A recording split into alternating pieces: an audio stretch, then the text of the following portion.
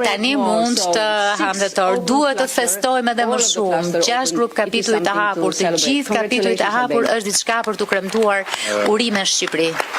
Thank you. When it comes to Marta, clusters and chapters, kur vjen fjala për grup kapituj, për piketa, për gjithë to gjërat neurotike, mund të na habisni, por kur bëhet fjala për dhurata e për ëmbëlsira, nuk e bëni dot. Kështu që më lini të shtoj diçka që mungon aty. Silleni, ju lutem. And it's not orchestrated. Dhe nuk është e orkestruar.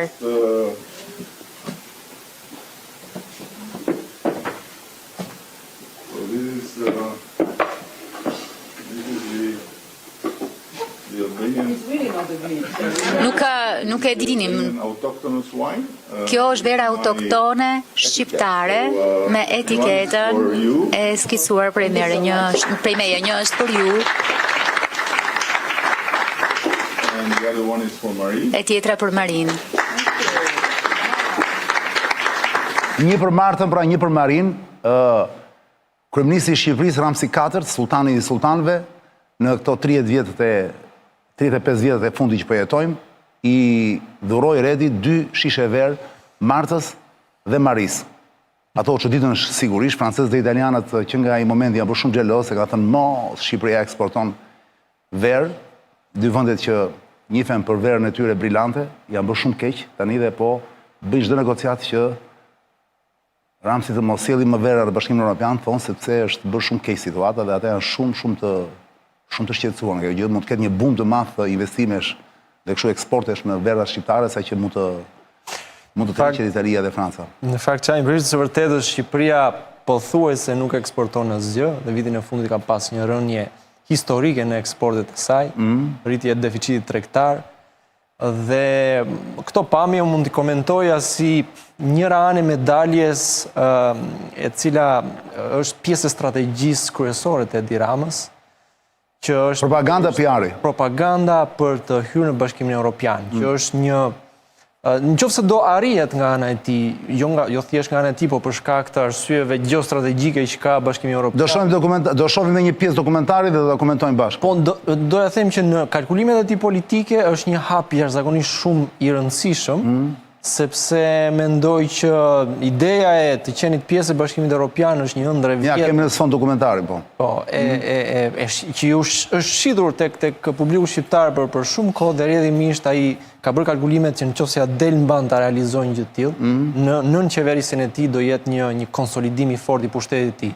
Përse ana tjetër e medaljes është pikërisht ajo që quhet narkoshteti, dhe për cilin duket se europianët mbyllin si totalisht, dhe besoj se do kemi mundësi ta diskutojmë. Pikërisht, për këtë do hym direkt tani në temë. Për këtë vend do kërkoja letës të hiqte pa QR kodin në këtë momente, sepse tani në këtë momente mirë është që të shihen sakt pamjet atje, bravo, do e rivendosim më vonë. Është dokumentar në fakt Redi që ka bërë xhiron e botës, duhet thënë. Njerëzit tani kanë mundësi në YouTube ta shohin dhe ata që s'din frëngjisht ta shohin me titra në shqip, me titra në anglisht, pra është shumë i kollajt, i lehtë aksesi në të. Ja, çfarë fakti le të thjesht për krijuar një atmosferë. El tráfico de drogas también están involucrados en delitos como el tráfico de personas, la extorsión, el contrabando y la minería ilegal, entre otros. La mafia albanesa surge en el año 2000 aproximadamente como una estructura compuesta por familiares en la extinta Yugoslavia, también en la zona. Ledio, të kam nisë dokumentari frëngjisht. Se enfatizan en la është e njëjti apo ke marrë tjetër, vëlla? y venta de cocaína y también Ka rrezik ka marrë tjetër dokumentar. Se janë dy në Es fakt. una organización criminal transnacional que ha extendido sus Opa, shikoni, ja. Këto janë gjëra që nuk duhet të ndodhin, megjithatë, nuk përse është një problem i madh. Pero ya sabemos que Se mbajmë dot se më thot Justimi këtë, po, mund të prishet YouTube-i. Hiqe Ledio, hiqe se mund ta bllokon YouTube-in. Tani ju kujtova që janë të drejtat, po. Janë drejtë dhe nuk i japim dot, po. Dgjoj, Redi, ti ke parë dokumentarin? Po. Jam kurioz të di qëndrimin tënd, sepse normalisht unë po shkoj te thelbi, me që nuk kemi mundësi ta shohim të gjithin se ishte deri 45 minuta, po thelbi ishte ky. Tashmë është pranuar botërisht që Shqipëria është një narkoshtet, që paratë e drogës investon më së shumti në ndërtim, në këto kulla i shohim në lart e poshtë, këtë tashmë nuk e mohon dot asnjëri. Pra dhe vetë qeveria, po ta dëgjosh, nuk është e mohon këtë gjë. E ka lënë në rrjedhë të lirë. Pa ky është një fakt, nuk është opinion më tashmë. Problemi është që prapë Shqipëria, siç e pedhe nga pamjet me Martën dhe me Marin në Bruksel, është vendi preferuar i Bashkimit Evropian. Në paktën deri në këtë fazë ata thonë jeni shumë mirë, progresi juaj është i papandej. Tani dy janë gjëra që duhet ndajmë. Ose kanë ata të drejtë dhe ne këtu brenda jemi kritik ose nuk dim ç'flasim, ose ata pastaj kanë arsye të tjera që ne nuk i kuptojmë. Sipas dokumentarit, dy ishin arsyet kryesore sepse BE-ja e trajton Shqipërinë dhe mbyll një sy dhe një vesh dhe trajton Shqipërinë si të preferuar, edhe pse e di problemin e narkoshtetit dhe narkotrafikut që kalon këtej, me në krye shqiptarët. Një e para sepse ky në këto vite që është pushtet, në këto 12 vjet, 13 vjet sa u bën, ka dhënë shumë koncesione, mes të cilave, thot dokumentari, aeroportin e Gjadrit, dhe ata e përshkruajnë si një dhuratë që nuk e harrojnë shumë kollaj, thot njerëz e NATO-s. Të Kuçovës. Të Kuçovës. Çfarë thash? Të Gjadrit, nga Trova. Bazën e Gjadrit dhe këtë bazën e Gjadrit thashun prap, bazën e Kuçovës, ushtarake të NATO-s Kuçovë, dhe bazën e Gjadrit që ja dha Melonit pa kohë përpara. Po, gjithsesi e ka pasur mbështetje dhe para se i jepte Melonit vjet të Gjadrit. Nuk është puna se filloi tani. Pra se thuash, ky mesadiku ka ditur të kapi fijet ku ata kanë vërtet interes dhe i mban fort me ato. Dhe ata mbyllur një sy kur bie fjala për trafiqet, për të gjërat. Tani, ti je dakord me të qëndrim që mban media ndërkombëtare ndaj Shqipërisë apo ke një tjetër vështrim mbi Shqipërinë? Pra çfarë garanton ky, pse është ky kaq i paprekshëm dhe kaq i dashur në sytë atyre, edhe pse ndërkohë ata vetë në raportet e tyre e konsiderojnë narkoshtet. Shiko, se kjo është kontradiktë e madhe. Të japim një përgjigje kësaj dhe pastaj të hyjmë çik edhe në atë. Patjetër. Në dokument. Bile më fal se folën çiku më shumë se duhet. Jo, atëre, në radhë parë duhet t'i themi publikut që kur vjen puna tek marrëdhëniet gjeopolitike, nuk ka aty as parime, as ideale, as aq më pak ideologji, ka thjesht interesa. Qartë. Dhe interesat e liderëve të Europës, Edi Rama ja ka dalë mban si thua që ti josh, që të ofroj, siç e përmendë, një është kampi i refugjatëve në Gjadër, dy është baza e NATO-s, po ta vazhdore në përshtypjen time Edi Rama nuk qeveris më Shqipërinë. Pra që nga dita e parë e hapjes kuvendit, ai s'ka qenë kurrë në kuvendin e Shqipërisë. Rrallë herë bën takime edhe me grupe ndryshme qytetarë. Shumicën e kohës ai e kalon duke lobuar, duke shkuar në për takime ndryshme qeveritare ose në samite në Bruksele me radhë, duke lobuar pikërisht për këtë që unë e quaj objektivi i dytë kryesor i konsolidimit të pushtetit të tij, që është futja e Shqipërisë në Bashkimin Evropian. Dhe jo për të kundërshtuar, po mbase nuk e ka keq, sepse po të shohësh dhe po të lexosh manualet e politikës dhe politologë të njohur në botë sot thonë, në fakt thotë e vetmja politike e jashtme është politika e brendshme. Po. Pra, normalisht ai, ne na duket sigur nuk është këtu, po në fakt ai e bën të gjithën për të qenë këtu. Po dyshim, ai ka bërë llogarit fare mirë. Dhe ai ja bën të qartë të gjithë liderëve europian, le të themi, një lloj vasalitetit të tij, jo vetëm të tij, po dhe të gjithë territorit të Shqipërisë që ai drejton në interesin e europianëve, si thua. Kjo jo vetëm me Melon, përballë cilës literalisht është gjunjëzuar në një farë mënyrë. Ledi tani do shofësh që ka dhe një kështu, nga fjalimi që ka mbajt në Itali, më duket, jo në Bruksel, në Itali, se ishte në Itali, pastaj shkoi në Bruksel, ka folur edhe në faqen e presë, ka thënë që ne duam të hymë në BE pa veto, pra mos avëm veton për të hyrë, dhe do hymë, të hymë nëpërmjet një komisioneri italian. Gjithë që unë kam pyetur këta që merren me shkenca politike dhe më thonë është e pamundur kjo gjë të bëhet. Është e pamundur, me ata e lëshoi si deklaratë. Po ka lëshuar edhe deklaratën që ne mund të pa të drejtë vetoje, pa të drejtë vote, pra një sër deklaratash gjitha në këtë tentativën e tij pra për të shtyrë gjithnjë më tepër këtë antarësimin e Shqipërisë në Bashkimin Evropian, që është thash një shtyllë e rëndësishme e pushtetit të tij. Pavarësisht le të themi interesit që mund të ketë realisht Shqipëria për të hyrë në BE. Po nëse kthehemi pas në kohë, sepse ky OBE-s ka qenë edhe, le të themi, synimi i tij i hapur dhe i shpallur gjatë fushatës fundit elektorale apo jo. Megjithatë, po të kthehemi disi pas në kohë, shtylla tjetër kryesore e konsolidimit të pushtetit të tij ka qenë pikërisht mbështetja e ekonomisë tek trafiku i drogës. Dhe unë do thoja që më kujton disi Tony Blairin, me thënë drejtën, sepse në një periudhë në cilën ato vitet 90-2000 ku praktikisht kishte humbur baza industriale ose prodhuese e vendeve perëndimore e cila kishte shkuar tashmë që është vendosur në Kinë, le të themi, dhe ishte rritur jashtëzakonisht shumë edhe me kohën e Thatcherit, le themi rëndësia pesha e botës financiare. Pakti që bëri Tony Blair ishte që shkotha për të mbajtur deri diku një shtet social, duhet t'i përshtatemi nevojave të botës financiare. Edi Rama këtë gjë praktikisht e ka bërë me narkotrafikantët, në thelb do më thënë. Sepse cila është llogaria e tij? Ka thënë që në mënyrë që unë t'ja dal mban të mbaj në këmje ekonomi, e cila nuk prodhon absolutisht asgjë. Përmendet atë eksportin e verave, thuaj se nuk eksporton. Ishte humor ajo, për ata ishte kuptuar. Prandaj them.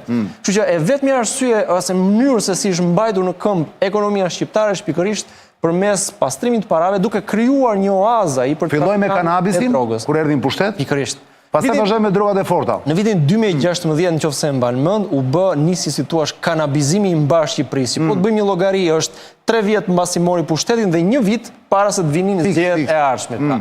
Nisi kanabizimi i mbar vendit dhe mëtej kaloi te droga. Pra, duhet të thënë që ka një strategji të saktë zotëria. Është strategji e mirë e pamenduar. Janë këto 2 shtylla, pra. 1 narkoshteti dhe 2 antarësimi në BE, të cilin po tenton ta realizojë tani përmes lobimit që po bën. Redi një sekond. Ta bëjmë kështu bisedë. Po. Je shumë i saktë deri tani, domethënë diagnoza jote është e saktë shumë, por me që je këtu më po të them, ore mos është ky lideri që na duhet moret. Dhe në vend që ta sulmojmë, hajde ta ndihmojmë. Hajde japim mundësi që ai të mos të bëjë gjërat sakta, të bëjë gjërat që ju propozoni, pse jo? Pse nuk është ky lideri që na duhet? Sepse po të marrim të gjitha shembujt që ekzistojnë në botë të vendeve që vuajnë nga modeli i mafjes organizuar dhe i narkotrafikut, me Amerikë Latine, me Kolumbi, me Peru, me jugun e Italisë për shembull, janë të gjitha vendet në të cilat ka një varfëri ekstreme nga njëra anë dhe nga ana tjetër pak njerëz mafios të lidhur me oligarkinë lokale që pasurojnë në nivele stratosferike. Nuk ka mirëqenie në vendet ku mbizotrojnë narkotrafiku. Shtesa e mesme është aq e vogël ose pothuajse e papërfillshme, ose pothuajse inekzistente. Dhe duhet t'i përshtatet, le të themi, këtij modeli ekonomik. Nga ana tjetër, narkotrafiku gjithmonë ose krimi organizuar krijon në farë mënyrë një shtet paralel në një farë mënyrë, sidomos në zonat më të varfra që e bazojnë mbijetesën e tyre jo tek mirëqenia e përgjithshme një shteti social, por pikërisht tek pushteti i parasë narkotrafikante. Pra është gjithmonë një model që shkon drejt kolapsit, një shtet paralel i cili në vende për shembull si Meksika luftohet me ushtri, me qindra të vdekur ndonjëherë për këto ndërhyrje që bëhen, ose si Brazilia. Dhe që është në Meksikë, kishin plasë në Meksikë këto protestat antikorrupsion, i keni gjithandej në rjetë. Dhe rjedhimisht është një model i paqëndrueshëm, është një model i cili bazohet tek i fortit, tek modeli i paqëndrueshëm, por ka minimumi të paktën sa është ky në pushtet 12-13 vjet që është i qëndrueshëm. Mban në këmbë ekonominë e një shteti të vogël i cili është pika cituar nevralgjike e trafikut të kokainës në Europë. Kështu që detyrimisht një nga pikat, le të them, se nuk është i vetmi, ja. Mirë, por është shumë e rëndësishme edhe në dokumentar thuaj për shembull që nga porti i Durrësit. Gjunaj se japim dop, por nuk lejojnë të drejtat e YouTube-it dreqin. Që hyn gjithë kokaina, le të themi, që furnizon qendrat e ndryshme të Europës, nuk është bërë asnjë, le të themi, aksion i ndërmarrë nga policia vendas, nga policia shqiptare. Ato pak aksione që janë ndërmarrë nga DEA e Amerikës ose nga Guardia Financa, partnerët evropian. Partnerët evropian, pra kështu që praktikisht është një model. Edhe e kishte të bukur ato linjën nga Durrësi, thoshte port totalisht jashtë kontrollit, njëherë kontrollon një band, pastaj një tjetër e kështu. Dhe se sti shkonin anijet nga Durrësi dhe shkonin deri në Anvers, lart në aty madje përflitej. Ku i bie Anversi, në Holland? Aty përflitej që gjithë tregun e kokainës në Britaninë e Madhe kanë shqiptarët. Dhe që shqiptarët tashmë ja kanë dalë mban që të jenë në të gjitha nga aja të zhëja. Po pyetja që ne kemi sonte këtu. Të hallkave të trafikut drogës. Jemi dakord me këtë. Të thash, ky është fakti pa se nuk është se shiko, nga ndonjëherë ka disa që thonë se egzageroni ju. Nuk është egzagerim, është e vërtet kjo gjë. Ky është fakt se e shohim për ditë, e shohim me kullat, e shohim me propagandë. Atje duket e fallusi duket më së shumti duket e fallusi. Pra sa më shumë fallusa shikoni që ngrihen për pjetë, Ati e kuptoni, në momentin që do ketë stopim të fallusit, diçka ka ndodhur tek narkoa. Nuk funksionon narko, e kupton? Tani redi, pyetja është kjo vëlla. Një e para, liderat europian, vetë Brukseli, vetë princesha van der Leyen, por mosën pasaj këto se këto janë niveli urrit, Marta Ko, se këto janë thjesht komisioneri që sot janë nesës janë, dhe janë e mandat. Pse duan kaq shumë vëlla? Pse ju intereson që të kenë në gjirin e tyre, në klubin e tyre të krishterë, pse ju intereson që të kenë një vend me e pana me shumicë myslimane, dhe e dyta një vend ku narkoshteti ka kapur gjithçka, ose ku shteti punon me narkon.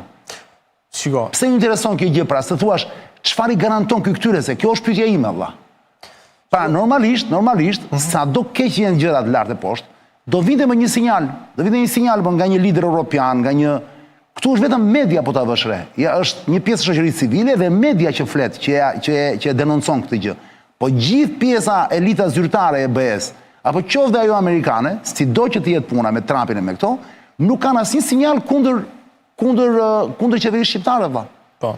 Si ka mundësi, pra thuash, kush janë avokatët e Shqipërisë, kush janë këta njerëz kaq të fuqishëm, që kanë kaq fuqi si të thuash, dhe influencë në botë, që t'i thonë Brukselit dhe Washingtonit, lere vlla, mos e ngacmo atë se është çuni jon ai. Ai është çuni jon, e kemi atje, na duhet për ca punë të rëndësishme.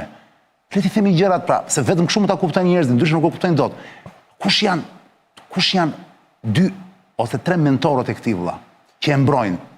Se s'ka mundësi ndryshe, është e pamundur. Shiko, unë nuk mendoj se ka ndonjë avokat të posaçëm, le të themi, ose dikush që qëndron mbrapa kuintave, le të themi kështu, që është. Ti nuk beson te këto? Në mbështetje të Shqipërisë, jo unë e analizoj në rafshin gjeopolitik. Në radhë parë i intereson vetë Bashkimit Evropian që Shqipërinë ta ketë brenda saj në kontekstin e luftës në Ukrainë, e konflikteve që lindin, si thuash, edhe në rolin që luan Serbia, që edhe Serbin duan ta përfshin fundi apo. Edhe Shqipëria është një faktor kyç. Po e beson ti këtë tezë, sepse kjo tezë, sa që duke interesante, duke dhe boshe, di pse? Se Shqipëria është vendi i NATO-s. Shqipje ka se është në BE apo së Shqipëria është vendi i NATO-s, është i mbrojtur. Shqipëria, Malizi, Maqedonia e Veriut janë në NATO të gjitha këto. Pra, po në projektin e zgjerimit të BE-s i intereson përsëri retorika që shikoni, po jemi duke punuar, po përfshim shtetet tjera. E para. E dyta, janë ato që përmendën pak më parë, pra fakti që Edi Rama u bën koncesione liderëve europian deri aty sa ndonjëherë të vrim pyetje edhe vetë kushtetutur, për shembull për çështjen e kampit të Gjadrit, pavarësisht se gjykata kushtetuese këtu doli me vendimin që nuk ka shkelje të kushtetues, pavarësisht eksterritorialitetit, faktit që është një hapësirë brenda kufive të Shqipërisë që do administrohet nga një shtet i huaj, që s'ndodh ndonjëherë, domethënë, ose sa ka të bëj me atë që thamë pak më parë, baza e NATO-s, po vetë Sazani, fakti për shembull që ishun dhe Sazanit ja kaloi dhëndrit të Donald Trumpit. Pra janë një do bëhet ai projekt, besoni do bëhet apo është thjesht besoj se apo është thjesht pjesë e propagandës. Po nuk kishte pse të përfshihej dhëndri i Trumpit nëse aty s'kishte, si thua, një projekt për të realizuar dhe pra edhe dhëndrit të Trumpit thuati, pra dhe njerëzit që kanë shumë para në këtë botë. Në momentin që ti thua hajde merret ti ishullin falas. Madje ne do të krijojmë gjithë infrastrukturën e dur që atje të sjellim ujin, pa harxuar ju asnjë lek, ju thjesht ndërtoni ato vilat. Dhe ju s'do hedhni asnjë lek për infrastrukturën, për gjërat do ja bëjmë ne, ti thua prapë shjohse. Padyshim. Kështu si funksionon me oligarkët vendas, kështu funksionon dhe me oligarkët e huaj. Është e qartë me fjalë. Dhe në terma të interesave që kanë liderët e ndryshëm europian për Shqipërinë, atëherë thonë pse jo të mos vazhdojmë me këtë retorikën e afrimit drejt BE-s. Po duhet pasur parasysh edhe diçka. Sa më vasalt jemi ne, aq më pak ata detyrohen të nxitojnë për na futur brenda, sepse e dinë që na kanë nën hyjën e tyre, si thua. Megjithatë, në kontekstin e përgjithshëm ata ruajnë këtë linjën që po bëni hapa përpara për t'u antarësuar në BE. Ti thua janë hipokrit kur e thon këtë gjë apo e besojnë vërtet? Ata janë totalisht në dieni të narkoshtetit që është ngritur në Shqipëri. Po pse e thon atëherë? Po sepse nuk u intereson fare kjo gjë. Nuk e intereson fakti që Edi Rama është një lider i cili është ngritur dhe ka konsoliduar pushtetin e vet nëpërmjet lidhjeve me krimin organizuar dhe me narkotrafikantët. Për këtë është irelevante deri diku, deri momentin kur nuk ndikojnë shoqëritë e tyre. Po, është e vërtetë që ka përdorur këto forma, po aman nuk duhet haruar që ndërkohë ai nuk është njeriu që nuk merr vota në Shqipëri, ëh. Po, është dhe njeriu i votuar. Kujdes, këtu s'kemi të bëjmë me njeriu që vetëm vjedh. Këtu kemi njeriu që merr vota shumë, her pas here për të rritur për ta bërë nga 73-83 përdor metoda. Po ndërkohë 73-74 i ka, pra mazhorancën e ka. Shiko, nuk duhet harruar. Nuk është ka që thjesht ekuacioni duhet them, duhet parë bardhëzi. Edhe roli që ka vetë krimi organizuar në konsolidimin e pushtetit Edi Ramës dhe në fitimin e zgjedhjeve. Fitorën e zgjedhjeve. Sepse ne kemi deputet në kuvend të cilët nuk ka një asnjë arsye logjike se si mund të justifikojnë disa shifra, 20.000 vota për shembull, që kanë marrë për të qenë në kuvend, më shumë se vetë Edi Rama, si thua. Kështu që vetë kontrolli i territorit që bëhet nga bandat kriminale është një faktor shumë i rëndësishëm. Paraja që hidhet, edhe roli i oligarkëve detyrimisht në financimin e fushatave, në rolin e medias, është prash një infrastrukturë të ngritur e cila mbahet në këmbë me parat, qoftë të oligarkëve, qoftë të krimit organizuar. Po sigurisht, parat e krimit organizuar janë gjithnjë në rritje dhe roli dhe influenca atyre është gjithnjë e më e madhe. Për shembull, këtu flitet cila është pjesa e propagandës kryesore të themi të Edi Ramës? Janë kullat apo jo?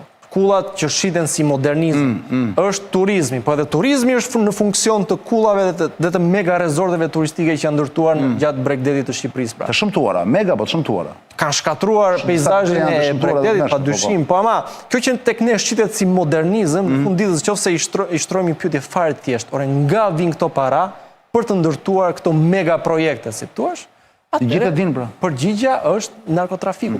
Rrjedhimisht e gjithë retorika e Ramës, e gjithë fasada e propagandës të tij bazohet tek krimi organizuar dhe tek mbështetja e oligarkisë ekonomike. Vend janë të ndërthuara, në fakt shpesh edhe të mbivendosura. Redi do vi prapë ty vetëm bëjmë një xhiro të vogël në Çilek, Redi, dhe rikthehemi prapë te Redi disa minuta para se të ikim në pauzë. Ashtu është një muhabet, do ta them më vonë. Te Çileku zonja zonë shikoni Ledi ka gati, shikoni imazhet. Është koha më e mirë për të rinovuar dhomën e kalamajve tuaj. Tani ka ardhur koha, po, shikoni. Urgjent në Çilek Redios sepse kanë nisur uljet në çdo produkt për Black Friday, e premtja e zezë që vazhdon gjatë gjithë nëntorit. Çilek është një markë ndërkombëtare që ofron mobilje për bebe, fëmijë dhe të rinj me dizajne funksionale, moderne mbi të gjitha të sigurta. Kujdes, mobilje ndërton materiale dhe aksesor premium që të rezistojnë gjatë në kohë dhe të jenë gjithmonë si ditën e parë. Ato janë certifikuara si rezistense dhe jetëgjata të sigurta për kalamajt, pa materiale toksike apo dëmshme. Në dyqanin e Çilek ju do të gjeni krevate për kalamaj, krevate marinar, krevate makine, po tamam, krevate makinë, krevate për bebe dhe djepa gjithashtu, dhe djepa, sa bukur fjala djep. Mobilje për dhoma gjumi në stile dhe madhësi të ndryshme, dyqet cilësor me çmime super ekonomike, dhe në 30 nëntor përfitoni ulje në çdo produkt nga sepse është Black Friday që vazhdon deri në fund nëntorit.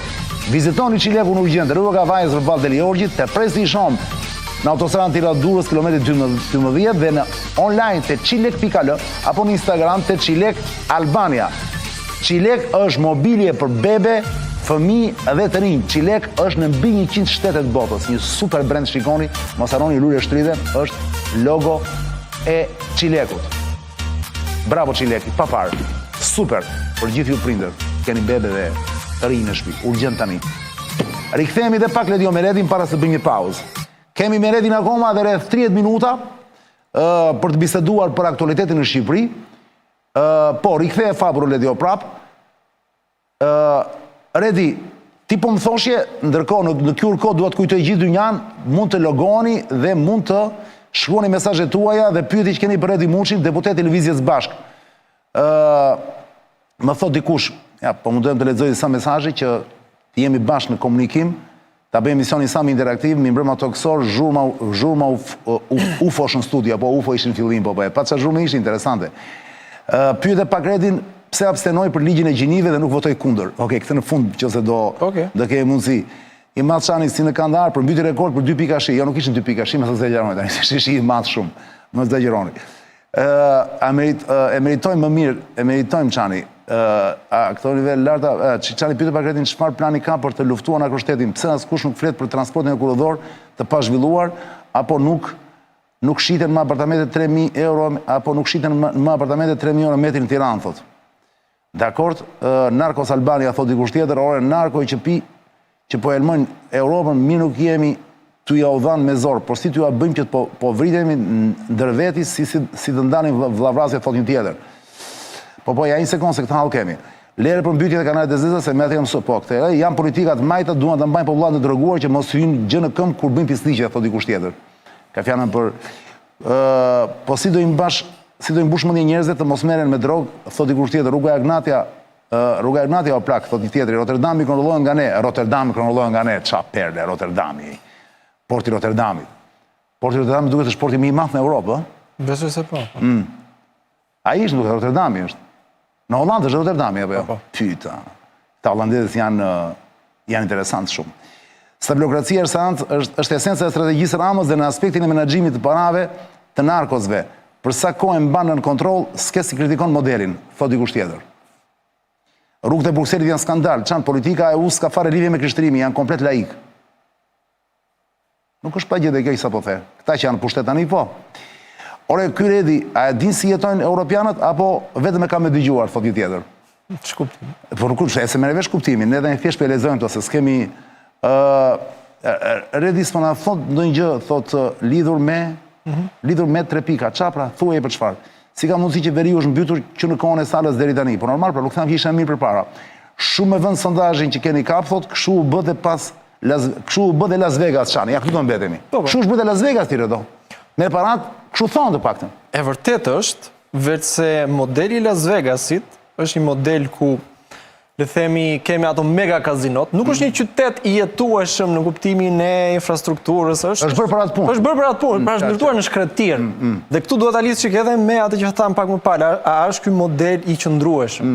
Dhe ky nuk është një model i qëndrueshëm edhe për shkak se modeli i ndërtimit të kullave dhe të betonizimit të gjithanshëm si mënyrë për pastrimin e parave është një model i cili në fund të ditës sjell do përmbytje si tregove ti, sepse nuk ka infrastrukturë, nuk ka kanalizime me radhë që të përballojnë edhe fluksin e rreshjeve kur vjen, si thua, momenti. Kështu që është një model i paqëndrueshëm që në Amerikë vërtet u aplikua, duke mbyllur syt deri diku edhe vetë qeveria, si thua, po ama u aplikua në shkretir. Në shkretir kemi kazinot e mëdha që njerëzit shkojnë aty dhe të... Pra janë dy gjërat pa krahasueshme. Nuk mund të jetë modeli i Nevadas, modeli që të aplikohet në një shtet të tërë, si thua. Ore, po mirë molla, po ta mendosh ndryshe për shembull. Ky Ramsi shkret, se mua vjen dhe keq për të. U mundua shumë vite të tëra, mbandën deri para 2 vjetësh. Mundua dilte në ekran, dilte në rrjetet sociale, bënte propagandë, mund të luftonte fort, lobonte edhe jashtë, ka lobuar që të bëjë amnistia e famshme fiskale, mbandën. Po. Që të vinin të gjithë çunat e ku janë në Dubai, në Londër, të gjitha këto, dhe të deklaronin parat, brenda kësaj date nuk do kishte asnjë problem. Nuk e lan ta bënte. Dhe ai zgjodhi këtë rrugën tjetër, rrugën e tërthot. Pra, okay, ju s'mëlini, i tha ndërkombëtarëve, se nuk e lan për së vërtetës, po ta bëjmë ndryshe dhe arriti ta bëj. Në fund të fundit, pavarësisht nga mjetet që përdor, mos ndoshta vetë shqiptarët në atë nën koshiencën e tyre, ndoshta thonë, ore të patën ky mundohet se më mirë të qarkullojnë ca lek, pavarësisht se janë të mira të pastra të pista, se sa mos kishim lek fare. Pra, do kishim 2 Shqipëri, ose një Shqipëri që do ecte me hapa breshke, nëse do kishte ky, nuk do ishte ky narkotrafik i madh, ose një Shqipëri që kemi sot, pra, ku sigurisht të varfrit do jenë, po gjithsesi do kenë në duart të tyre ndonjë lek, sepse ju vjerin direkt nga droga. Nuk e sa më kuptove. Jo, më të kuptoj sigurisht. Tani, qëndrimi juaj si lëvizje e bashkë cili është vëlla? Jeni për një Shqipëri që të jetë e varfër dhe të eci me hapa të sigurt para, apo një Shqipëri e pasur që mund të ketë dhe lëkundje të tilla her pas here, se kjo është dilema. Çështja është që nëse e vetmja formë mirëqenie ekonomike ose punësimi e shqiptarëve janë punësimi në ndërtim në për ato kullat që ndërtohen, do të thënë kjo nuk mund të flasim këtu për mirëqenie, as për zhvillimin e klasës mesme. Për çfarë mund të konkurronte Shqipëria pa? Për çfarë mund të rivalojë Shqipëria vendet e tjera përreth? Ma thua dot? Me çfarë mund të rivalojë? Çfarë mund të eksportojë Shqipëria një që të mbetet më rreth? Se ky është gjithë problemi. Po çështja është që ne nëse i japim prioritet biznesit prodhues, po njëkohësisht edhe gjithë kapacitetet që ka Shqipëria, qoftë edhe Bregdeti. Po jo, ne kanë të tjerët, e ka Kroacia, e ka Greqia, e ka Malizia, e kanë shumë më të mirë se ne, shumë më të rregulluar. Për shembull, kanalet e zeza nuk derdhen det në këto vende, këtu derdhen det akoma. Dakor, po pikërisht për këtë flasim se sa ja. Pra turizmi thuat i një. Turizmi jo thjesht turizmi masiv, jo thjesht turizmi i mega rezorteve turistike, po turizmi made in Albania, pra që ka një farë autenticiteti. Dakor, ti po flet për këtë turizmin e... Që një turizm i cili njëkohësisht zhvillon komunitetin ku aplikohet si thua dhe njëkohësisht merr me vete edhe sektor të tjera të ekonomisë, për shembull, të konsumit të mallrave bujqësore, edhe të verrave fundamentalisht, po edhe si thua, edhe të zhvillimit industrial, të produkteve industriale, qofshin ato edhe industrie lehtë, si për shembull produkte industriale ushqimore. Tani, këto mund të duken si hapa më të ngadalë. S'do kishte shumë lek qarkullim pra. Ky është problemi. Po këto lek që qarkullojnë të kujt i shkojnë dhe për çfarë përdoren është çështja. Mbushin arkat këto e para njëherë bëjnë që zgjedhjet në Shqipëri të fitojë gjithmonë ai. Pikërisht pra. E dyta mbushin arkat e shtetit sepse të gjithë këto kulla. Pikërisht edhe kjo, dakord jam. Po pra. Po mirë pra. Do të thot ai me këto para bën më shumë rrugë, do ketë vditen te rrugët, patjetër do videt. Gjithmonë është vjedhur, gjithmonë më shumë do videt, nuk ka problem. Por gjithsesi bëhen ca gjëra pra. Po rrugët tani po mundojmë të bëj avokat në djallit. Jo, e kuptoj, po ama rrugët për shqendërtohen. Në radhë parë, bëra një llogaritje të thjeshtë herën e fundit që ishte në komision, që një qytetar të shkojë nga Miloti në Palas dhe të kthehet, e di se sa tarifa trarësh rrugor duhet paguaj? 25 euro. Për 200 ca kilometra rrugë, për 3 orë rrugë me pak fjalë, ku ke parti, vajtje ardhi që të paguash 25 euro. Qoftë rruga Thuman Kashar, nuk e di nëse ke kaluar. Po kujdes, kjo është për ata që duhet ta përdorni rrugën, sepse është dhe rrugë e vjetër që është pa lek apo jo. Rruga e vjetër as gjendet më në hartë, domethënë, sepse është lënë e rënuar aty, domethënë që të kalosh në kthim nga Miloti dhe të gjesh rrugën e vjetër duhet ti biesh rrugicave dhe humbet rrugën me pak fjalë. Se provova një herë, doja të më janoja atë traun. Po vetë rruga Thuman Kashar, nëse ke kaluar ndonjëherë, tabela thotë 130 km/h, 130 km/h, dhe nëse bën vakit shkosh në atë shpejtësi, nëpër këto kalimet e urave, jo, të thyen amortizatorët. Po, se janë bërë keq. Janë jashtë standardeve, që janë ndërtuar me 20 milion euro kilometri, ka një tra aty që duhet paguar, dhe kur vjen puna, nuk i shërben realisht qytetarëve, është thjesht kjo pastrimi masiv i parave, si me thënë, kupton, dhe përfitimi i pak njerëzve që vendosin traun dhe nëpërmjet koncesionarit do marrin për vite të tëra benefitet, si thua. Qartë. Kështu që në fund të ditës me drejtë e the që këto para i shërbejnë blerjes dhe rikonsolidimit pushtetit të një njeriu. Po edhe një lloj investimi, pa aq sa bëhet. Po dakor, më ky investim edhe vendet e tjera e kanë bërë në mënyra të tjera, duke i dhënë prioritet disa sektorëve të tjerë, duke menaxhuar, duke luajtur, duke vendosur më tepër rëndësinë herë tek produkti lokal, herë tek industria, herë tek turizmi. Po nuk mund të bëhemi shtet me industrinë e drogës. Ky është thelbi. Mos ndoshta ky ka ndërmend të bëj këtë gjë, molla, që në fillim e fillon me këtë dhe pastaj fillon dhe e mbledh, pra bën dhe diellin dhe shiun dhe diellin. Por ky me sa duke ka ndërmend të rinë në pushtet për 30 vjet të ardhshme. Dihet. Kështu që nuk mund të them se çka kanë thënë para shumë viteve. Po me drejtë e kanë thënë. Problemi është që ky pikërisht po ndjek këtë modelin e disa autokratëve ballkanik kryesisht, siç mund të jetë Erdogani. Meqense flasim për integrimin në Bashkinë Evropiane, për shembull, një vend i BE-s është edhe Hungaria, me Orbanin në krye. Po Hungaria ka 1001 problematika brenda saj. 10 herë del kundër vendimeve të vetë BE-s. Po të paktën nuk është narkoshtet, le ta themi këtë gjë. Nuk është narkoshtet, po ama është një shtet. Dhe ai tipi votohet tamam aty, nuk i vjen zgjedhjet, ë? Nuk e di ta them këtu, po di të them që është një shtet i kapur tërësisht nga oligarkia ekonomike e njerëzve që janë rreth rrotull Orbanit, pra. Kështu që është një oligarki ekonomike e konsoliduar me një lider të vetëm që ri për të rrihet në pushtet. Shpeshherë ka dhe fraksionet e ekstremit djathtë aty brenda, nacionalizma kështu pa kriter. Dhe që është gjithsesi antare e BE-s. Pra, jo detyrimisht fakti që edhe nëse nesër hyn në BE. Kjo është e pyetje për ta mbyllur këtë kapitull. Na bën një shtet me institucione. E zëm se në 2030 këtu do e fusin brenda më. Dhe këtu do dalin me flamur të madh dhe atëherë do i thonë të gjithë bravo të qoftë vllai arrite. Me vonesë po arrite.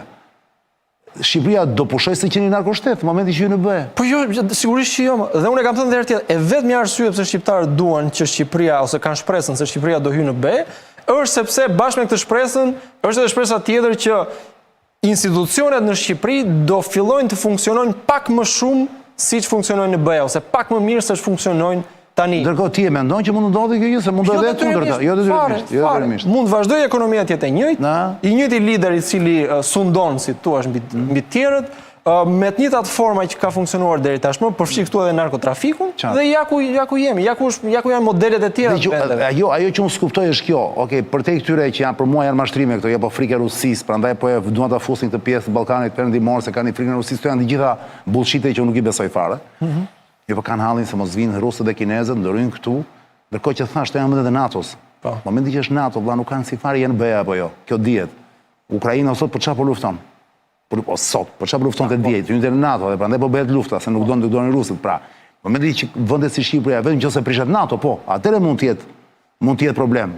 Që se s'do ketë më NATO një ditë, po në momentin që është NATO, kjo mua më duket komplet bullshit redi, kjo që po na fusin jo se e meritojmë, po se kanalin e rusëve, unë këtu nuk e besoj, unë personalisht, nuk e çfarë mendimi ke ti, po ndoshta është për një emision tjetër.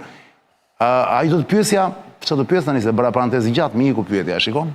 Mi iku pyetja. Jo, po çështja është që thash, duke qenë se është një vend kaq vasal ndaj BE-s, BE-ja e di që e ka cituar si atë avlinë e vetë themin e gjiro. Më erdhi, po, mire keni ju, po më erdhi pyetja mua tani, më rikthye. Nuk kuptoj ndërkohë dhe interesin e vendeve të Bashkimit Evropian, ose të Bashkimit Evropian, për të futur një vend si Shqipëria brenda për ta bërë pjesë. Sepse unë bërë një pyetje thjesht. Në momentin Shqipëria do jetë pjesë e BE-s. Ku do hapi Meloni i radhës, që ose s'do jetë më në pushtet Meloni, po ku do hapi Meloni i radhës një kamp tjetër të gjatrit, që ose Shqipëria do jetë pjesë e BE-s. Nuk e hap dot apo jo? Se hap dot. Pra, se thuash, çfarë përfitimi ka BE-ja me zgjerimin e Shqipërisë, të futet e Shqipërinë brenda, duke qenë se në momentin që futet e Shqipëria brenda, emigrantët, po marrim rastin e emigracionit, do vinë më kollaj në BE. Dhe Shqipëria do jetë një port hyrëse më afër se ç'është tani. Pra, unë kuptoj dhe se thuash interesin pragmatik të BE-s se do ta fusi Shqipërinë brenda. Në një farë mënyrë humbet pik BE-ja, nuk është se fiton ndonjë gjë. Shiko, si pra, se thuash, në vend që të forcojnë muret e veta, se demografia do dërojë që të vinë sa më shumë nga Afrika, nga lindja mesme, nga luftrat që bëhen atje, në një farë mënyrë Europa po ja fut vetes duke fut Shqipërinë brenda. Edhe këto vende, sepse është lehtësisht e pushtueshme, le të themi, nga të huajt e tjerë, nga ekstrakomunitarët. Nuk e sa më kuptove. Jo, të kuptova, por çështja është që nuk ka të bëjë thjesht me idenë e murit, sepse në fund ditës, për shembull, kampe të tilla refugjatësh ka edhe Greqia, apo jo. Patjetër pra, po Greqia, sepse është vend kufitar pra. Po pikërisht pra. Është kufit e Europës. Tani ta duhet shtojnë dhe Shqipërinë. Shikoj, gjithë retorika. Pra, lek më shumë. Do t'japin lek më shumë, t'japin dhe Shqipërisë për të ruajtur kufit. Se kështu i bie apo jo? Edhe me Turqinë. Merkeli i dha Erdoganit nuk e sa miliard që të mos sillte sirianët në Gjermani, pastaj mori vetë, ajo është histori tjetër, po i jepte shumë para. Jo, dakord, por nëse një shtet mund të funksionojë. Cili është kalkulimi pra, se këtë do të kuptoj. Nëse një shtet mund të funksionojë si një kamp përqendrimi, le të themi, për emigrantët që duan të shkojnë në vendet e përparuara të BE-s. Në BE, më brenda në BE, po. Në qoftë se ky shtet pranon që të shërbej si kamp refugjatësh, me dyert mbyllura, si më thënë, gjithsesi ato kufit formal janë edhe me vetë BE-n, si më thënë, gjithmonë ja kanë dalë në ban që të kapërcehen nga emigrantët, qoftë kufit detar, po qoftë dhe kufit Ti thua nuk i bllokojnë dot. Ore, në fund ditës, për them mendimin tim sinqert, problemi i madh nuk janë emigrantët. Jo. Domethënë, kjo është e gjitha retorika e ekstremit djathtë që për hir të së vërtetës po po rritet në vendet e BE-s, po dhe në Britaninë e Madhe, si thua, që po pushtohemi nga këta emigrantët e pa kontrolluar me radhë me radhë. Ka një fluks tani, Redi, nuk mund ta mojmë apo jo. Fluksi kryesor ka qenë kohën e Merkelit, e cila tentoi që ti përfshinte dhe ti integronte në shoqërinë gjermane, le të themi, dhe të BE-s, megjithatë. Dhe dështoi apo jo, ti e di. Ka pasur gjithë problematikat e vete. Ke pa numrin e përdhunimeve të vrasjeve që kanë ndodhur që në atë kohë në Gjermani. Dakor, po nga ana tjetër s'duhet haruar fakti i kontributit ekonomik që japin emigrantët në shoqëritë evropiane. Pra ti thua, e rëndësishme kontributi ekonomik, se ka rëndësi sa vrasje bëhen dhe sa përdhunime bëhen. Po jo, se është kjo do vjen në balancë apo jo? Sigurisht që është ekonomia apo jeta. Padyshim që duhet një proces integrimi kujdo që shkon në një shtet tjetër. Ashtu s'ka ndodhur, po me shqiptar, pse ka ndodhur? Ka dështuar ti. Me shqiptar ka dështuar, mendon ti?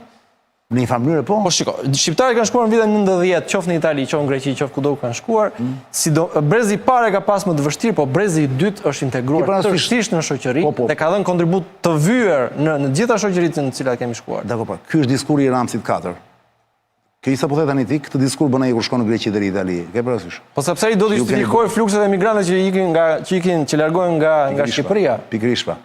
Po unë kur them ka dështuar në kuptimin që ata nuk është se janë integruar në atë vend, një pjesë shumë e vogël e tyre. E shqiptarëve. Besoj se po, pjesa tjetër vazhdon akoma me të njëjtat zakone, me të njëjtat rritje pra, më kupton.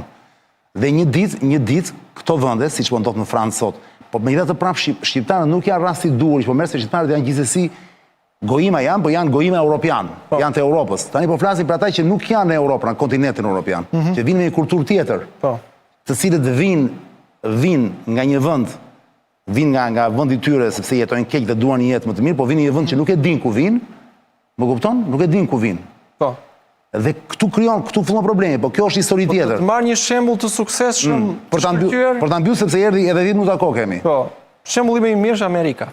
Në fillim vitet e shekullit të 20, fluksi emigrantëve që vinte nga gjithë bota, arrinte të integroj, pavarësisht gjithë vështirësive dhe dallimeve kulturore, arrinte të integroj në një ekonomi e cilë ishte në zhvillim e sipër. Dhe rrjedhimisht është çështje. Amerika nuk është komb, kujdes. Po dakord. Megjithatë, identiteti amerikan prevalon mbi të gjitha identitetet e tjera. Pra kushdo që shkon në Amerikë identifikohet si amerikan. Pra lë pas çdo prejardhje të mëparshme dhe hyn në atë ideologjinë e të qenit amerikan, si thua. Ky që është modeli më i mirë dhe në fund ditës është më i mirë teorikisht, po në geto jetojnë. Ti e di shumë mirë që janë të ndara aty apo jo? Po sigurisht më dha problemet. Jo, janë të ndara komunitetet, nuk është se gjën kështu që jetojnë bashkë me njëri tjetrin. Po nuk janë të ndara në baza etnike. Shumë mund të jenë të ndara në baza racore. Edhe etnike. Zind në vende si Baltimore janë të ndara, po janë integruar. Jo, flas metropolet e mëdha unë. Po. Ndara janë në bazë etnike. Ku janë të zind, janë të zind. Më duket më tepër ndarje në bazë. Ti thua është shoqëri që ty të rikë është shoqëri. Jo, unë dua të them këtë gjë. Është diçka që e thotë se unë kam qenë student tënde për diskutuar edhe librin e Janit Varoufakis. Dhe një gjë shumë e rëndësishme që thotë gjithmonë Varoufakis është që sikurmosisht e thotë për fluksin e emigrantëve shqiptarë në Greqi, universitetet tona do kishin vdekur, do kishte mbaruar. Sepse studentët më të mirë janë studentë me prindër shqiptar, që kanë lindur aty ose mund të kenë shkuar aty, dhe nga ana tjetër edhe për shkak të problemeve ekonomike që ka pasur Greqia, fluksi i të rinjve që janë larguar nga Greqia ka bërë që të kompensohet nga fluksi shqiptarëve që kanë populluar. Dhe thasha, me rastin shqiptar, ti mund të kesh të drejt paka shumë, sepse të thash, unë nuk u flas për shqiptarët. Janë europian, më janë në kushërinë në një farë mënyre. Çko? Unë s'dua të mohoj rëndësinë që ka integrimi i çdo fluksi emigrantësh, ngado që të vijë në kulturën e një vendi ku shkon. Po, ajo që po theksoj unë, është edhe rëndësia dhe roli që çdo emigrant ngado që të vinë në botë luan në ekonominë e një vendi, në rigjallërimin ekonomik të një vendi. Pra ti mendon Red që multikulturalizmi nuk ka vdekur, thua ti? Nuk ka dështuar si opcion? Multikulturalizmi është diçka tjetër, nuk ka të bëjë me asimilimin, po ka të bëjë me ruajtjen e riteve dhe me kulturën e prejardhjes së vendit dhe si thua përpjekjes për t'i integruar, për t'i përzier si thua një tenxhere të madhe kulturore me fjalë. Pra mund të haj diskutim çështja e multikulturalizmit dhe e integrimit brenda një kulture të caktuar. Pra këto janë dy rryma që duhen parë, meqenëse thelbi këtu ka të bëjë me krizën ekonomike që ka kaluar, mbar bota dhe sidomos bota perëndimore, e cila është transformuar deri diku në për këto përplasjet kulturore ose idenë e mësymjes së emigrantëve si problemi kryesor. Problemi kryesor është fakti që qeveritë nuk kanë financuar sa duhet shtetin social për shkak të krizës ekonomike, për shkak të nevojës për të ruajtur atë privilegjet e një oligarkie ekonomike që ekziston kudo për të thirrë së vërtetës, oligarki sidomos financiare. Dhe e ka justifikuar këtë mungesë investimes ose masat shtrënguese që janë imponuar në shoqëritë perëndimore, që nga Britania e Madhe deri te Greqia po duam, me le themi fluksin e emigrantëve që supozohet se tashmë na e vështirësojnë funksionimin e institucioneve publike, siç mund të jetë për shembull kjo qendra shëndetësore kombëtare në Angli, domethënë. Aty në fakt gjithë mjekët dhe gjithë infermierët po ta vësh re janë të huaj, janë me prejardhje. E di o indiano kështu. O indiano se Redi do kthehem prapë te ty, po bëjmë xhiron Dorolan Ledio, urgjent dhe kthehemi me Redin prapë në një tjetër fabul që do e plasim. Unë dua të kujtoj të gjithëve që ju do të lëvizeni me makinë në këtë qytet, ku trafiku është i tmerrshëm, ku benzina dhe nafta janë shtrenjtuar shumë dhe vazhdon të jetë shtrenjtë. Atëherë ku do shkoni? Shkoni të paktën të hidhni benzinë dhe naftë cilësore te i vetmi karburant që quhet SP Oil te Saidi. Mo të takoni Saidin, është atje, është i djalë i ri, i papërtuar, i ri punës te koka dhe ka bërë një super brand me SP Oil. Super cilësi e naftës dhe e benzinës. Shkoni urgjent te SP Oil dhe mos fusni çdo lloj zorre që u del përpara në rrugë në makinën tuaj. Ruani makinën, se e keni zakon ju, jeni pa duruar, jeni të nxituar. Mjafton të shikoni, jo bo, jemi në fund, dhe kushdo zorë që dhe përpara, fusi çdo. Jo, të shkoni te kjo zorë këtu, se kjo është zora që ju mban makinën gjallë, performancë brillante e motorit. Kujdes, është the fuel of champions, është karburanti i kampionëve, shikoni. Dhe ka dhe logon shumë të bukur, nuk e humbisni dot, keni në blok, në Peqin, sa më pëlqen kjo, në blok në Peqin, është në Peqin. Te kthese Peqinit, jo në Peqin, jo te kthese në rrugë. Keni parë kur ikni këte nga rruga e vjetër për Elbasan. Një perë rruga e vjetër. Rruga e re, domethënë çon si ka, por ku shkon jo në Elbasan. Po në Elbasan ke rrotullimin, po pastaj ku shkoni për në që dilni në Rogozhin andej. Hop do shikoni se po një perë. Dakor? Bravo Said! I pa pare se po i. Le dio, mos është momenti të bëjmë një pauzë dhe rikthehemi me Redin?